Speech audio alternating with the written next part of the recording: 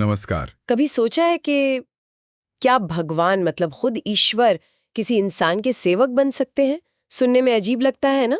बिल्कुल, लेकिन आज हम एक ऐसी ही कह सकते हैं हैरान कर देने वाली कथा पर बात करने वाले हैं। हाँ, बिहार के मधुबनी जिले से जुड़ी कहानी महाकवि विद्यापति और उगना महादेव की। और ये सिर्फ कोई मनगढ़ंत किस्सा नहीं है, ये गहरी आस्था, भक्ति और भक्त भगवान के अनोखे रिश्ते का प्रतीक है। उगना महादेव। तो चलिए इस दिलचस्प कहानी की गहराइयों में उतरते हैं, देखते हैं कि कैसे अटूट भक्ति ने स्वयं भोलेनाथ को धरती पर आने को कह सकते हैं मजबूर कर दिया। हाँ, बिल्कुल। शुरुआत विद्यापति से करते हैं। हाँ, मिथिला के महान कवि विद्यापति, उनकी शिव भक्ति के बारे में क्या कहेंगे? मतलब वो कोई आम पूजा पाठ नहीं थी। नहीं, बिल्कुल नहीं। विद्यापति के लिए शिव भक्ति उनके जीवन का आधार थी। उनकी हर कविता, हर सोच, सब कुछ जैसे शिवमय था, एकदम निस्वार्थ, निरंतर। और मिथिला की भूमि भी तो खास है, ज्ञान, संस्कृति, आध्यात्म। सही कहा। मिथिला की पृष्ठभूमि ने ही विद्यापति की भक्ति को वो पवित्रता दी, वो गहराई दी, बिना किसी मांग के, बस शुद्ध समर्पण। और शायद यही उनकी भक्ति की असली ताकत थी। कहते हैं कि कैलाश पर शिवजी इतने द्रवित हो गए विद्यापति की भक्ति देखकर, हाँ, कि उन्होंने पार्वती जी से कहा कि मैं खुद जाऊंगा, एक साधारण ग्वाले उगना का रूप लेकर विद्यापति की सेवा करूंगा। ये सोचना भी मतलब कमाल है। ये भक्ति के दर्शन का एक बिल्कुल अलग पहलू दिखाता है। कैसे, जरा समझाएं। देखिए, यहाँ भक्त का प्रेम इतना शक्तिशाली हो गया कि उसने ईश्वर को ही अपना सेवक बना लिया। ये भक्त और भगवान के रिश्ते की जो पारंपरिक धारणा है, उसे पूरी तरह पलट देता है ना? बिल्कुल। तो फिर शिवजी आ गए उगना बनकर। हाँ, विद्यापति को एक युवक मिला, नाम बताया उगना, बोला सेवक बनना चाहता हूँ। और विद्यापति ने रख लिया। हाँ, उसका वो शांत स्वभाव, उसका वो सौम्य तरीका, विद्यापति प्रभावित हो गए।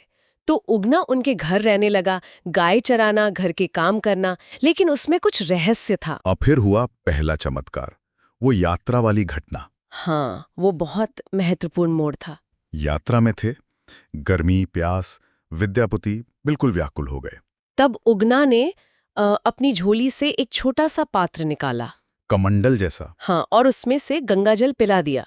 उस वीरान जंगल में गंगाजल? विद्यापति चौंक गए। संदेह हुआ उन्हें। जाहिर है, यहीं से उनकी जिज्ञासा बढ़ी कि आखिर ये उगना है कौन। उन्होंने पूछना चाहा। उगना मान भी गया बताने को। हाँ, पर एक शर्त रखी, एक वचन लिया कि ये राज किसी और को नहीं बताएंगे। बिल्कुल, किसी को नहीं। विद्यापति ने वचन दे दिया और फिर उगना ने अपना असली रूप दिखाया। शिव रूप, त्रिशूल, जटाओं में चांद, गले में नाग, साक्षात महादेव। ओह, क्या पल रहा होगा वो विद्यापति के लिए। सोचकर ही रोंगटे खड़े हो जाते हैं। स्वयं भगवान उनके सेवक थे। ये भक्ति की जीत थी, पर वचन की परीक्षा भी थी, क्योंकि ईश्वर भी वचन से बंध गए थे। और यहीं पर कहानी में वो मोड़ आता है, वचन टूट जाता है। हाँ, हुआ ये कि एक दिन विद्यापति की पत्नी सुषिमा ने किसी बात पर उगना को बुरी तरह डांट दिया। चूल्हे से जली लकड़ी फेंक कर मारी, ऐसा भी कहते हैं। और विद्यापति ये देख नहीं पाए। बिल्कुल, वो क्रोध में आ गए। अपनी पत्नी से बोल पड़े, तुम इन्हें मामूली सेवक समझ रही हो, ये स्वयं महादेव है। और बस वचन टूट गया। वचन भंग हो गया।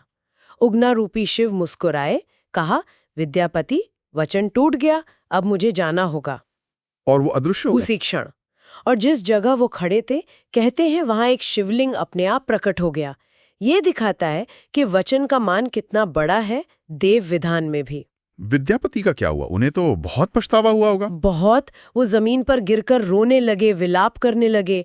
तब शिवजी ने उन्हें आवाज देकर आश्वासन दिया। क्या कहा? कि वे उस शिवलिंग के रूप में हमेशा उसी स्थान पर रहेंगे, क्योंकि विद्यापति की भक्ति सच्ची थी, उसमें कोई खोट नहीं था, बस वो मानवीय भावना में बह गए। और वही स्थान आज उगना महादेव मंदिर है। हाँ, मधुबनी जिले में भवानीपुर गांव के पास। और सबसे खास बात यह है कि वहाँ शिवजी की पूजा राजा या ईश्वर की तरह नहीं होती, बल्कि सेवक उगना के रूप में होती है। बिल्कुल, एक मित्र, एक सखा, एक सेवक। वहाँ के लोग आज भी वो गीत गाते हैं, उगना हमरे संग चला भोला जी। मतलब भक्त और भगवान के बीच बराबरी का, दोस्ती का रिश्ता। अद्भुत। तो इस पूरी कथा का निचोड़ यही है कि सच्ची भक्ति बिना किसी स्वार्थ के अगर की जाए तो उसमें इतनी शक्ति होती है कि वो ईश्वर को भी भक्त के पास खींच लाती है, सेवक के रूप में भी। ये प्रेम, सेवा, विश्वास और वचन के महत्व को भी उजागर करती है। हाँ, और ये सोचने पर मजबूर करती है कि भक्त और भगवान का रिश्ता कितना गहरा, कितना अनूठा हो सकता है, पारंपरिक सीमाओं से परे। तो श्रोताओं के लिए हम एक सवाल छोड़ जाते हैं। क्या भक्ति की चरम अवस्था ईश्वर और इंसान के बीच की सारी रेखाओं को वाकई मिटा सकती है, जैसा इस कहानी में हुआ? हाँ, इस पर विचार किया जा सकता है।